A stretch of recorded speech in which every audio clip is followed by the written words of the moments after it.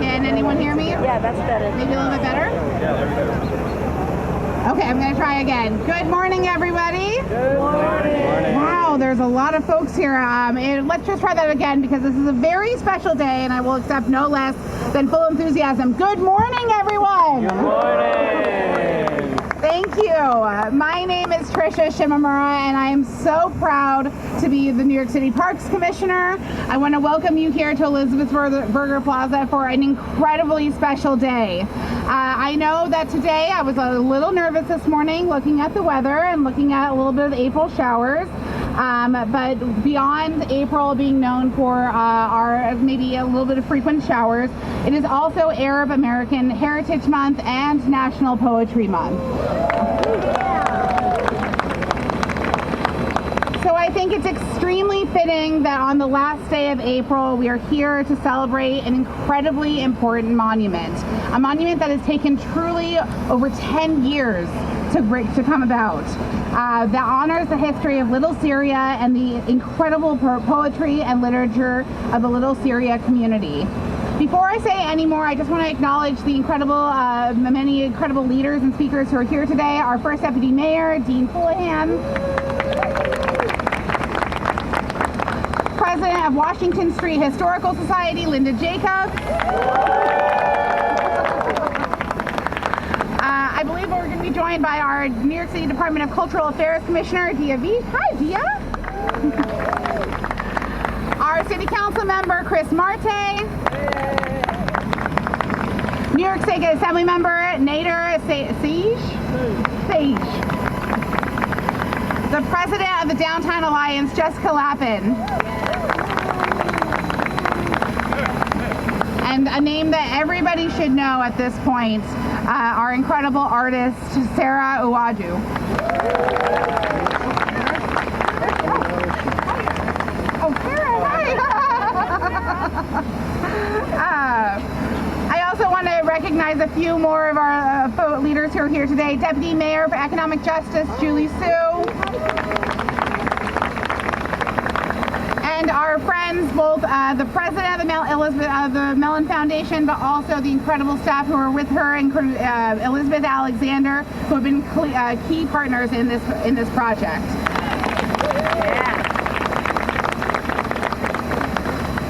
Art in our public spaces, particularly in our parks, is such an important component to the work that the Department of Parks and Recreation does. Truly, we hold and are proud to be the stewards of over 800 monuments, sculptures, and other permanent artworks that are throughout our city. Free access to anybody. It doesn't matter who you are or where you come from. You have access to incredible pieces of artwork throughout the city that you are there to enjoy, that give you opportunities to reflect on your experience in the city, reflect on the city, reflect on the history that's there. This piece in particular, the first of its kind in years, that has taken years to make, but the first monument of its kind since 2020, is so important.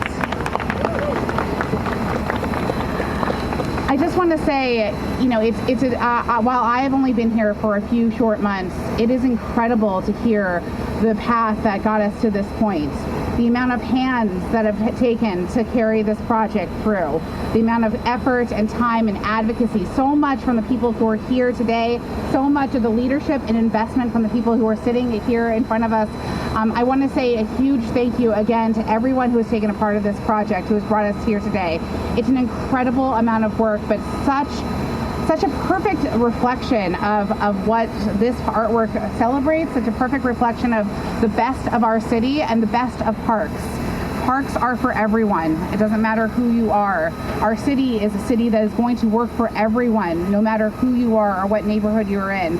And now I'm so proud that our first permanent monument that I get to celebrate, that we get to celebrate together, is one that is going to welcome New Yorkers and visitors alike, that really takes the best of our history and uplifts it and celebrates it, and then is a welcoming stance to those who are coming into our city, saying this place is here for you and welcomes you, and it is a beautiful thing. So again, I want to say, this is a little off the cuff, but thank you again, Linda Jacobs, for being a champion for this project. And thank you so much again to Sarah and for your incredible talent. Thank you so much for giving us this incredible artwork in perpetuity. It's an honor to have your piece in our park. This monument specifically is a beautiful reminder that the story of our city has always been one of diversity, perseverance, and creativity. It declares proudly that Arab Americans belong in the story of New York City. In his inaugural address, Mayor David Dinkins spoke of our city as a gorgeous mosaic. And now, as we celebrate the history and impact of the Little Syria community, we welcome two gorgeous mosaics and a striking new sculpture in the heart of Lower Manhattan. These beautiful pieces that Sara Ouhaddou has created both claim this space as an homage to the Little Syria community and welcome visitors to engage in that legacy. We're proud to welcome this permanent artwork into our collection of, again, over 800 monuments. I want to thank again our partners across the community, including the Washington Street Historical Society, who has spearheaded this project, the Mellon Foundation, whose generous grant made this artwork possible, and our partners at the Department of Cultural Affairs, who has led the artist selection process back in 2017. And now, I'm very proud to welcome to the podium our next speaker, our first Deputy Mayor, Dean Fuleihan.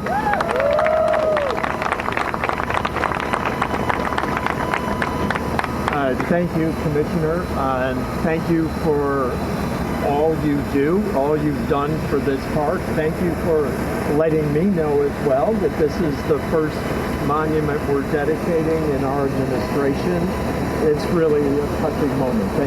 Thank you for that. And I've gotten in the habit that when I go by a park, I make sure the park department knows if I have any complaint. And I can't tell you how responsive the commissioner is, so I recommend to all of you, if there's at any point you see a park, just give the commissioner a call and it will get responded to. I am really pleased to be here with all of you today. I'm joined by, where's our deputy mayor? Hiding behind two cameras, but Julie Sue, my fellow deputy mayor for economic justice, who is doing an incredible job. Okay, can you hear me now? Is this better? Okay. So you heard me thank the Parks Commissioner, hopefully. Also, Commissioner Diya, Cultural Affairs. And while the introduction was done, I'm going to do it again. Our Assemblymember, Ralph Sayegh, and we've been working on the Arabic translation, but we won't do that. We're going to force that here. Councilmember Christopher Marte, Jessica Lappin from the Downtown Alliance, and Jessica was nice enough to inform me of the amount of work that goes into maintaining this park and their commitment to it. So on behalf of the mayor, I am honored to be at the opening of this important addition, this monument.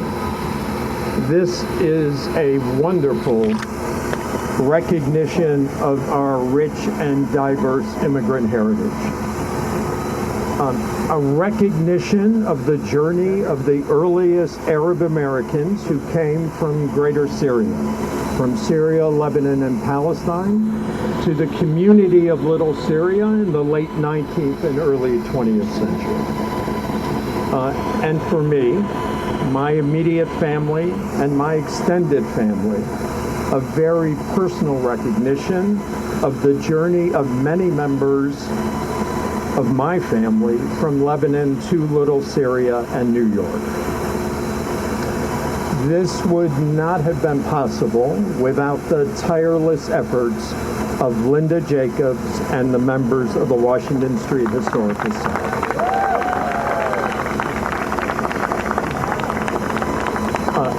It was an effort that was successful, even though it navigated this monument and this artwork through the pandemic and a very distracted city government.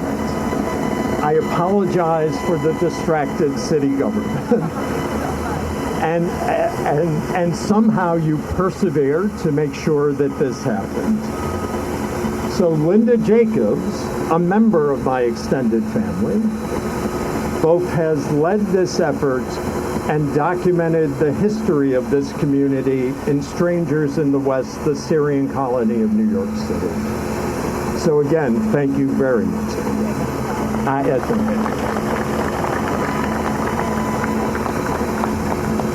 My father, born in Jaffa, Palestine, raised in Lebanon, with a strong association with the American community in Lebanon and the American University of Beirut, immigrated to New York after the First World War.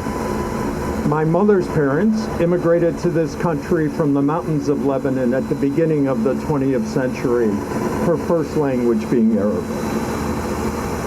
They struggled, like so many before and after them, and they accomplished a great deal, including teaching my brothers and I the recognition of giving back to our community, to New York and this country. I can only imagine what it was like for them and their compatriots when they arrived here. But as Kahlil Gibran, an important part of this early Arab American community, said, out of suffering has emerged the strongest souls. They built an important community where they could gather, pray, eat, argue, a lot of arguing, make art, and most importantly, be together. Even when forced out in the name of urban renewal, this community expanded in Brooklyn, a testament to resiliency. This recognition and remembrance of Little Syria gives us the opportunity to learn and reflect on the history of this community. New York City is the literary capital of the world precisely because of communities like Little Syria and the artists who call it home.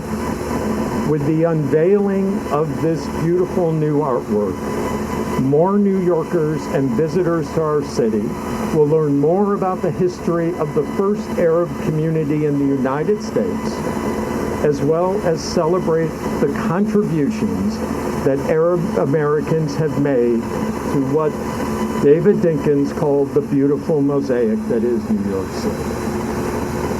And these contributions are not a thing of the past. Every day, hundreds of thousands of Arab Americans who live across the 5 boroughs play a critical role in making our city the vibrant metropolis it is. I am so honored to be here today on behalf of the Mandami administration, which is committed to both celebrating Arab New Yorkers and fighting for them to build a thriving and affordable life in the city they helped build. Thank you so much.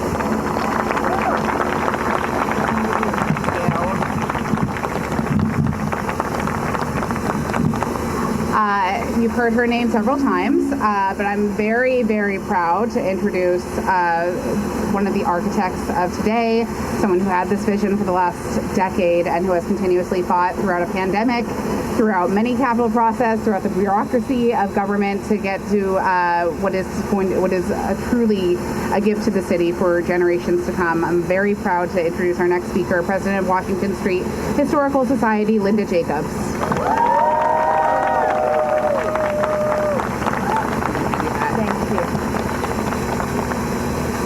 Oh my gosh, this is completely and utterly overwhelming. I did write down something to say because I usually speak extemporaneously, but I know I will forget because I'm so overwhelmed. As you've heard, my name is Linda Jacobs. I'm the president of the Washington Street Historical Society. On this, the very last day of Arab American Heritage Month, I welcome you to the opening of the art installation Al-Qalam, Poets in the Park, our tribute to the writers and poets of the first Arabic-speaking community in the United States that was located just 1 block west of this park. All four of my grandparents were members of this community, 19th and early 20th century. Founded in 1880 and finally wiped out by the construction of the Brooklyn Battery Tunnel.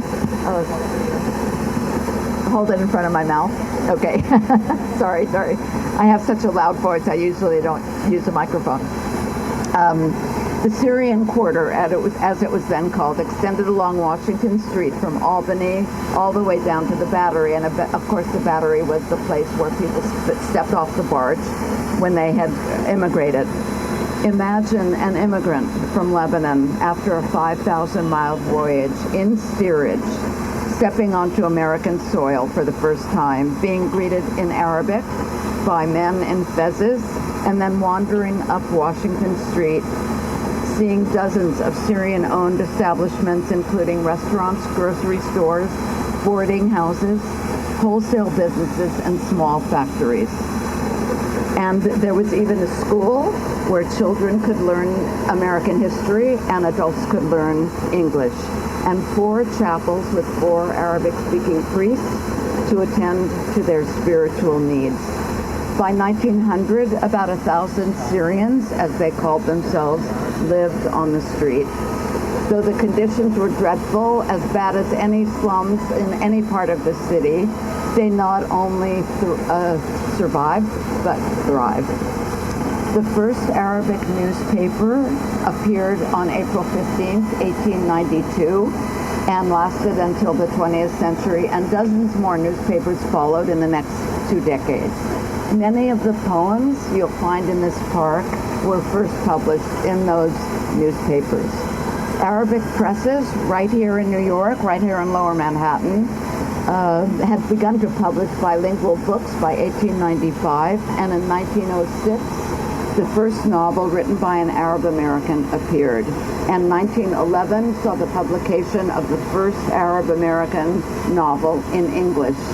Both of those authors' works are represented in this park. Out of this cultural hotbed emerged a group of writers and poets who gave us works of art that were boundary-breaking in their themes and language, changing the face of both Arabic and American literature.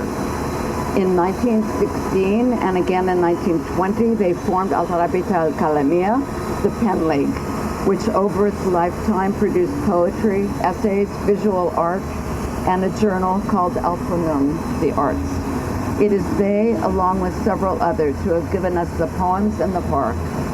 Excerpts from the works of 9 writers are displayed in mosaic tiles on the seat backs of the benches on either side of the park. The central sculpture is an abstract rendering of the Arabic word al-Qalam, which means the pen in Arabic, with the names of the writers in embedded mosaics.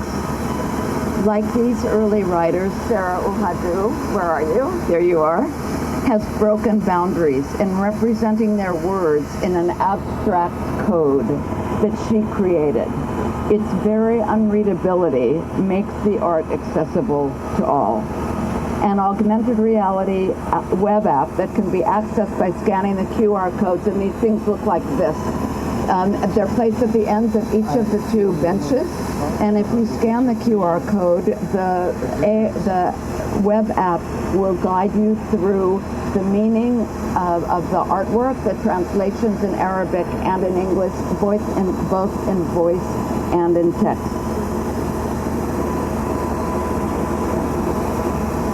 I just held up the sample, yeah. So that's where I got stuck.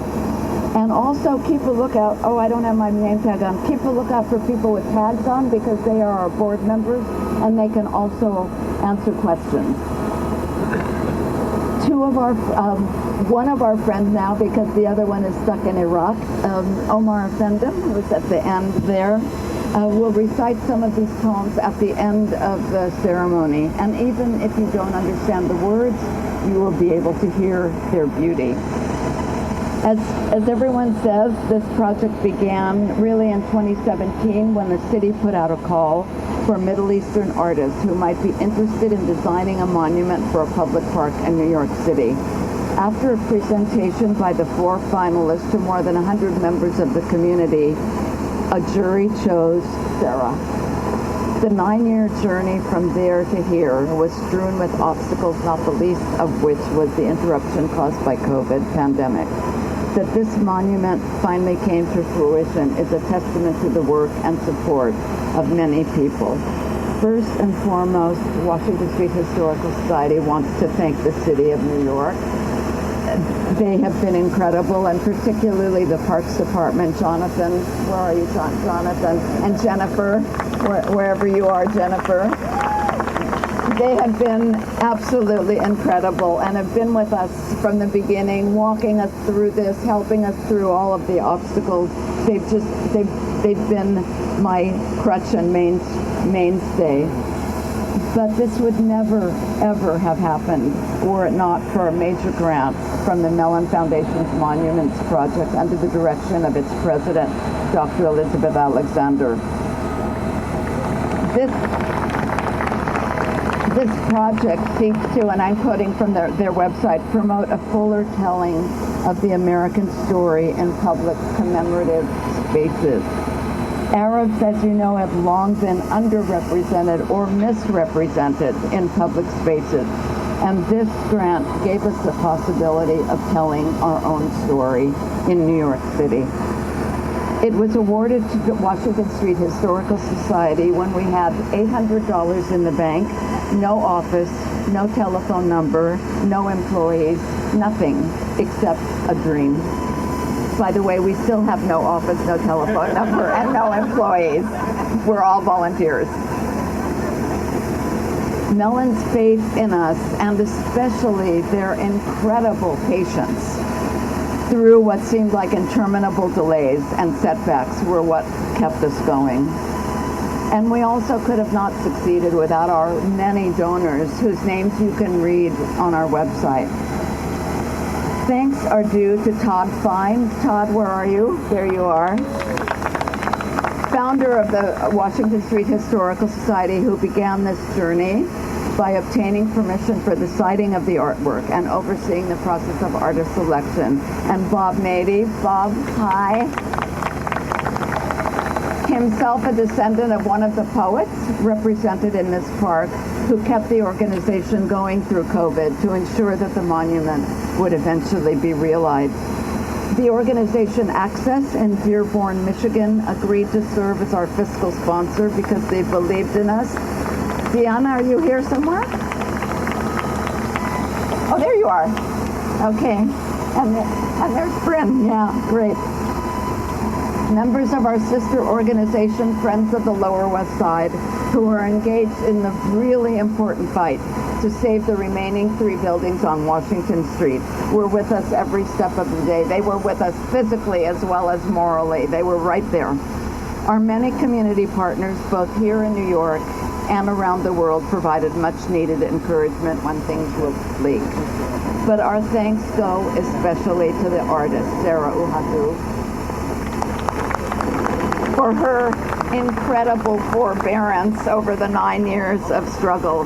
She was a young artist in 2017, but in the intervening years, her work has grown in stature, garnered international acclaim, been seen in many museum exhibitions, and awarded prizes, allowing us to say proudly, we knew her when. This monument is a triumph and a testimony to our ancestors on Washington Street, as well as to the contributions of Arabs and Arab Americans around the world, and they should be proud to call it theirs. We look forward to it serving as a permanent inspiration to all who would seek to break boundaries. Thank you.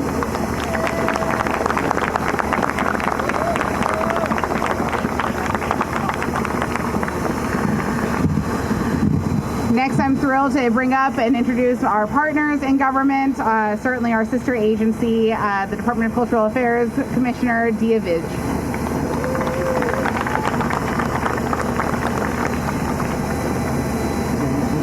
Hello, everybody. I'm Diya, the Department of Cultural Affairs Commissioner, and I'm delighted to join today with Commissioner Shimamura, First Deputy Mayor Fuleihan, Deputy Mayor Sue, and members of the Washington Street Historical Society to celebrate this incredible new addition to the public realm. Public art can do far more than beautify our open spaces. It holds memory, it creates an archive of ideas, gives shape to stories that might otherwise be lost, to help us understand who we are and what else might be possible. Right here was once the center of the Little Syria neighborhood, New York's first Arabic-speaking community, a hub of literary exchange and a critical point of arrival and belonging for people coming from the Middle East. Poets create worlds with language. And now, thanks to Sara Ouhaddou's remarkable artwork, Al-Qalam, Poets in the Park, the legacy of the intellectual rigor and lives lived in this neighborhood now have a lasting presence in the city again. What makes New York what it is are the people who come here from around the world to make art, to share ideas, to create community, to start families, to shape the city in both visible and invisible ways. On the last day of National Poetry Month, it feels especially meaningful to be here, recognizing the language and the life that animated this community through Al-Qalam, Poets in the Park. So I'm honored to be here with you all to celebrate this moment. A huge congratulations to the artist, Sara Ouhaddou, and the Washington Street Historical Society, who advocated and worked for so long to make this monument a reality. And of course, a big thank you to the Mellon Foundation for their generous and dedicated support.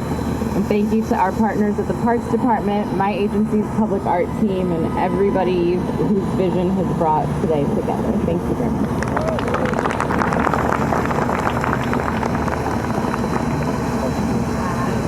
In order to accomplish anything in our city when it comes to government, we do need partners, clearly. We need our on-the-ground partners. We need our agency partners. We also need partners in our elected officials. And I'm very happy to report that this neighborhood has an embarrassment of riches when it comes to very strong elected officials.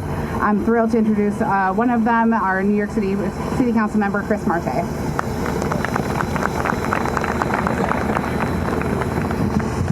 Good morning, everyone. I'm Councilmember Christopher Marte. But before I begin, please raise your hand if you had anything to do with this park. Whether you're a donor, an artist, a volunteer, someone who showed up to a community board, signed a petition. Keep them raised, keep them raised. Thank you. This is your day. This is your moment. Because without a village, this wouldn't have been done. And I want to thank Linda and her team for leading that village to getting us to today here, this promised land, to have a reminder of the community that was here and that wasn't lost, but that continues to be a reminder of the immigrant city that we are here in this beautiful part of Manhattan. I want to talk about something different, what this monument means to me. Our city, our government, constantly tells community that we have to do progress. And sometimes that progress is translated into urban renewal. And for me, this is a reminder of the displacement crisis that our city has long gone through the years and the evolution of generation, sometimes in the name of capitalism, sometimes in the name of quality of life. But this is a reminder of the community that was here thriving, inviting new members to come, sharing our language, our culture, and reminding us who we are in New York City. This is our reminder for Lower Manhattan. Central Park has Seneca Village and the displacement of the African American community there. Right outside of Lincoln Center, you have the old San Juan Hill, the Puerto Rican and African American community. This is an important monument because these fights and these crises are still around today. And so this should give us hope to say, let's not repeat previous history in our community and in our city. And so I want to thank everyone, not just the Washington Street, but all the Little West Historic Society, Todd Bond and the work he's been doing to make sure that the artifacts, the language, the poetry stays alive. These are important reminders of what our city represents.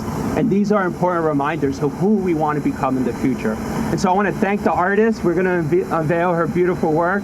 Sarah, congratulations, because this is going to teach so many students. And I think it's really important that right behind this monument is PS 150. So kids, as they go to school every single day, they're going to know and understand the heritage of the Arab American community here in New York City. So I want to thank you. I want to thank every member of city government. I want to thank everyone who contributed to this important moment in our city's history. Thank you all.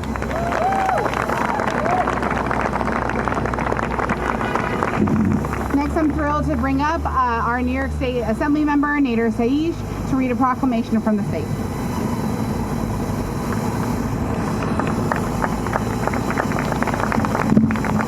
Thank you very much, and Assemblyman Nader Sayegh, first Arab American elected to the state government, and as a member of the New York State Assembly, to me it was very, very important to make sure, as Mayor Mamdani and I worked together, we preached diversity, we preached an understanding of what makes our city, our state, our nation great. And it's the diversity that brings us together, the awareness of what the culture and the beauties and the traditions and the cuisine and the music of different people that come to this great land. And for me, when Brian Zaro, who's a family friend, told me about this event, I was really very enthusiastic because I knew the history of the Syrian American community, also known as the Arab American community, that migrated here to Lower Manhattan. And when we look at these skyscrapers and we look at the development, as the councilman stated, that we realize what took place here 100 years ago or more. And we realize when you look at the history of this neighborhood and you look at the late 1800s and the early 1900s with World War I and crisis in Europe and the Middle East, that so many from what we now know as being Lebanon and Jordan and Syria and Palestine and so forth, that was all part of what we call in Arabic Syria Kubra, or Greater Syria. So therefore everybody that came here from that region was labeled either as Syrian or Turkey because it was under the Ottoman Empire at the time. So for us as Arab Americans, you know, to promote our culture, promote awareness of what the Arab Americans and Arabs in general have contributed to this city, this nation, this state, and most important to Western civilization is really beyond enormous in mathematics and science. And when you look at the early Lebanese and Syrians that came to New York City, and we mentioned the names of Kahlil Gibran, and you look at how the entire world understood his poetry and his understanding of mankind and goodness, and you look today, whether it's in music and arts and entertainment, and you look at the best healthcare professionals and heart surgeons and business people, and you see the role Arab Americans have played. So in light of all the problems that our people have faced over the years because of discrimination, because of polarization, because of intentional division, whether it's public perception or stereotyping, it becomes a serious matter for all of us. And for me, as a former Parks Board member, it really is a great initiative when you go to parks and you're able to see monuments that symbolize individuals and communities that should be part of our memory for life. And to be, as we stated earlier, next to a school as a former principal, I really appreciate our students that are here and encourage our teachers and society in general to take every opportunity to elaborate and expand and make aware the beautiful makeup of who we are as a people. And for too long we looked at in America and we stated we are the melting pot. But I often say we're really not the melting pot. We're a salad bowl. We're a salad bowl of different colors and different flavors and different tastes that make a beautiful salad. So today, on behalf of myself and Assemblyman Charles Falls, who wanted to be here, may stop by soon, but I wanted to make very special presentations to Linda Jacobs and the Washington Street Historical Society, and also copies to the city administration, to Mayor Mamdani, and to Dean Fulani, who really exemplifies the diversity we need. And I have with me two resolutions from the New York State Assembly, and we also have two proclamations that were presented in honor of Syrian heritage, right? And this is really significant of recognizing Syrian Americans, Lebanese Americans, Arab Americans, and especially our poets, our artists, and everyone that takes part in making awareness part of our lives. So, Linda, first of all, and maybe Dean, if you can help me. What is presented to the mayor of New York City, because we want the mayor's office to be noted of this important monument, and one very important to Linda Jacobs and the members and volunteers and supporters of the Washington Street Historical Society, the special New York State Assembly Resolution Proclamation recognizing this tremendous and memorable day. And it's signed by Assemblymember Charles Falls, who represents this district. And although I represent the Yonkers, New York Assembly District, as an Arab American and as one of the families that immigrated here to this great city and great country, we participate to say, job well done, maybe we continue to expand.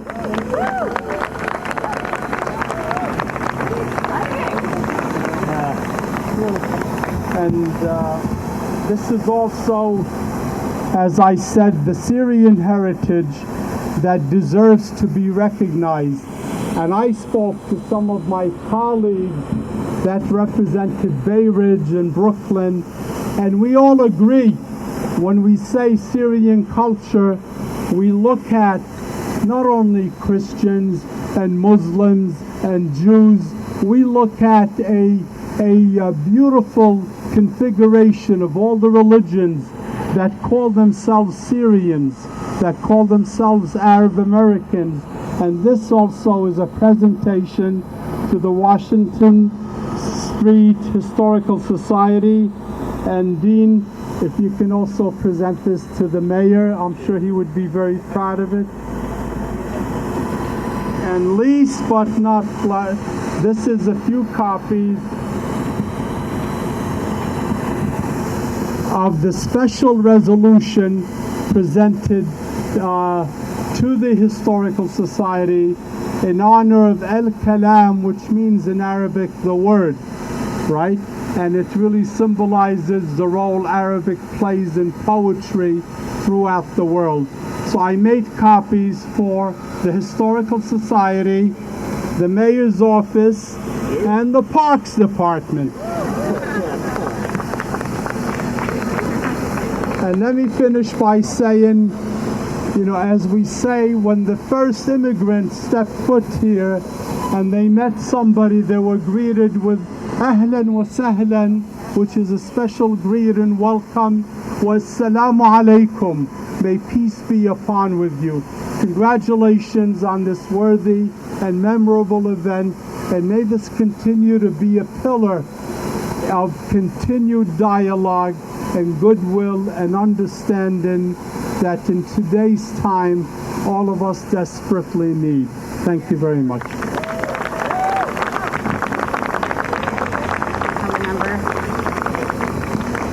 I am thrilled to introduce our partners who have been part of this project from the beginning, whose founder, our former president, helped spearhead the effort to create this beautiful, cohesive public space, and now who continue to care for it, the president of the Downtown Alliance, Jessica Lappin. Yes. Thank you, Tricia. Well, good morning, everyone. I am the president of the Downtown Alliance, Jessica Lappin. This park is a very special place for me personally and for all of the Team Alliance folks who are here with us today. It is named for Liz Berger, who passed away in 2013 and was my predecessor. She was a veteran of the Koch administration. She lived on Broadway. She was president of the Downtown Alliance for 7 years. She loved Lower Manhattan. She loved this city, and she really spent every day trying to make it a better place. And under her leadership, the Alliance put out a study on how to improve a planning study, Greenwich Street South. And over time, you'll see we maintain planters. We maintain Site 5 as a public park and space until such time as it's developed. But this park, the reconfiguration of the exits from the Battery Tunnel, taking this space back, giving it to the public, and making it such a beautiful gathering spot, that was really one of Liz Berger's best legacies. So we love seeing people in the park. We love seeing so many of you here today. It's our pleasure to work with the Commissioner and the Parks Department to do what we can to keep it looking special and nice. And it's just wonderful. It's been a long journey, but to see this art finally come to fruition, commemorating the first Arab-speaking community here. You've heard all the history already, but this does reflect that and celebrate who we are as New Yorkers, and we're very proud to do our part to be stewards of this space. So thank you very much.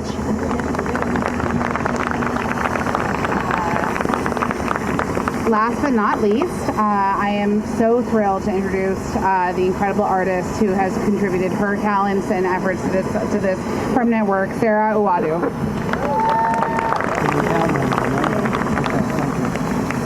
Thank you. This is very impressive. Okay, good morning, everyone. Thank you all for being here. It really means a lot to me to share this moment with you as we inaugurate this work, which is very dear to my heart. Before moving to acknowledgements, I would like to say a few words about what we did here all together. I'm sorry, this is very emotional. So, as you've heard, this project has taken over 10 years of commitments from many, many people.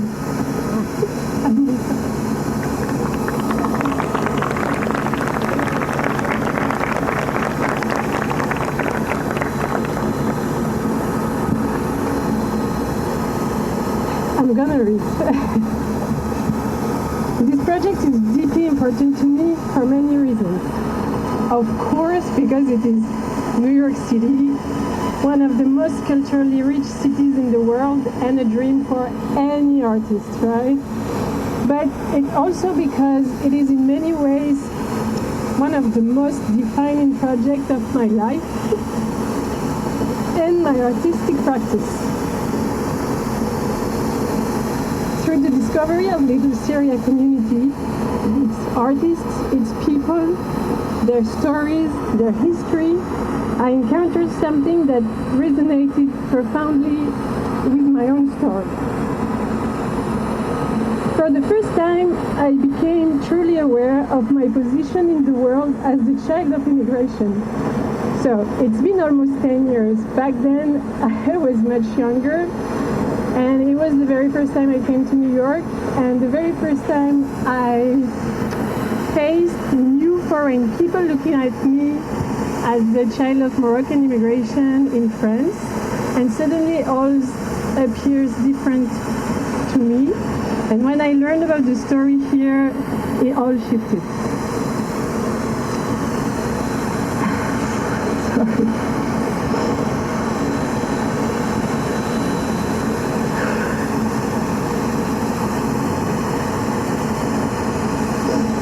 So,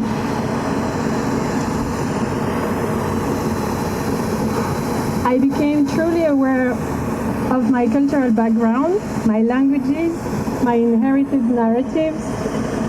Even though I come from a different region of the world, the writings and stories from this specific place transform the way I understand my own life. and therefore transformed my work. The questions of language, writings, translations, the question of being from the diaspora have since become central to my practice, and they will never leave me. I'm still working on it. And I think I will be working on it forever. So with this work, I truly hope to offer something that might in its own way resonate with others, whether they are visitors, passersby, historians, descendants directly connected to this place, to this very particular place. So I would like now to warmly thank the member of the Washington Street Historical Society. Of course, without all of them, none of this would have been possible. They have supported, guided, accompanied me for over 10 years. With all the doubts, a very special mention to Linda Jacobs, historian of the Arab diaspora in the United States, whose work has been invaluable. I would like also to thank the Department of Cultural Affairs, Kendall Henry, Sergio, who has been here for me since the very beginning as well. The initial jury in 2017, the team of Park and Recreation going through all the constraints with whom I've learned so much. Thank you, and it's huge. Of course, the Mellon Foundation, Stephen Newton, the Eventscape team, all those people and all the other people who supported the project and me, both morally and financially. And I would like now to express a special gratitude to Kahlil Gibran, who has been by my side, helping me navigate and understand the many administrative complexity of such a project. And believe me, accompanying an artist is very hard. It's not a small task. Finally, my deepest thanks go to the special people, the people who are the closest to me, my friends and family. Over the past 10 years, I've also built a family, so this is a real lifetime journey. My husband here, my daughter, and my soon-to-be daughter. So thank you all for being here, and thank you. That's all I can say. Thank you.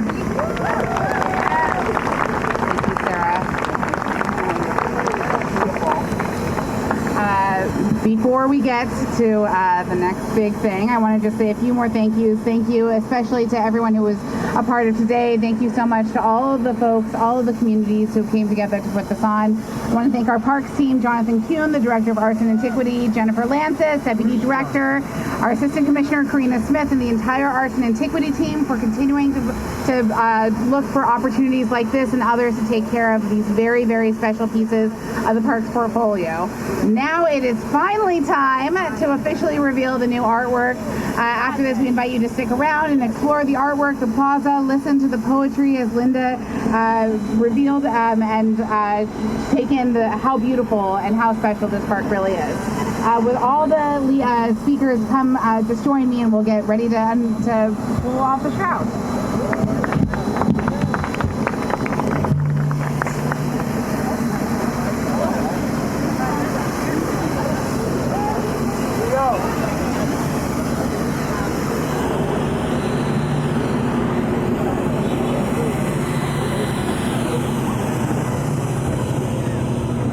Okay, gotcha.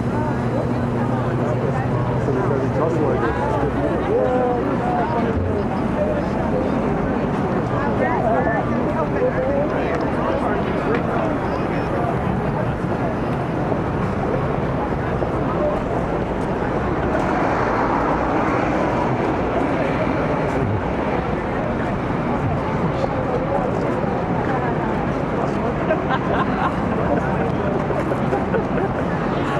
Yeah, right here. Hi, hey. How are you doing? Right, Good to see you. Good to see you. Wow. It's been a long time. I'm just trying to get the way. Okay, let's go.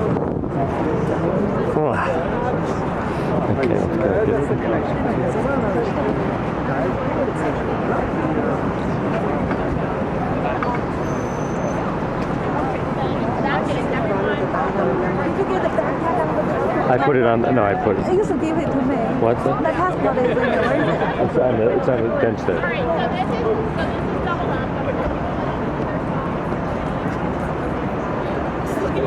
If he is just wrapped only the one layer, not one layer, and you'll see another layer. The women are on this side. This is the good side.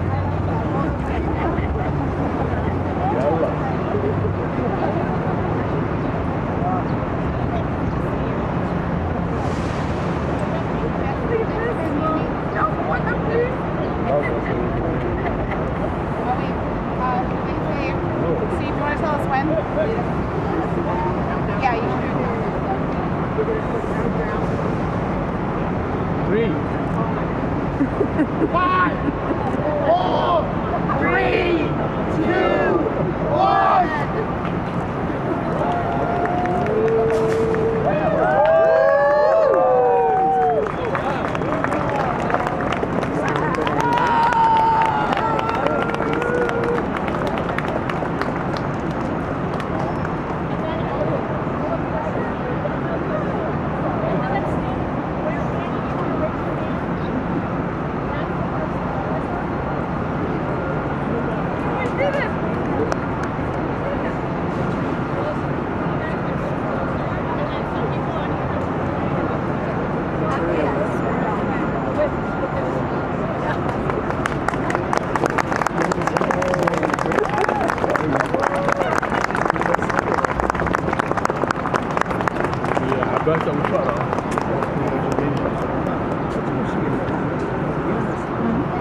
Yeah, I know. I'm talking about playing. Yeah.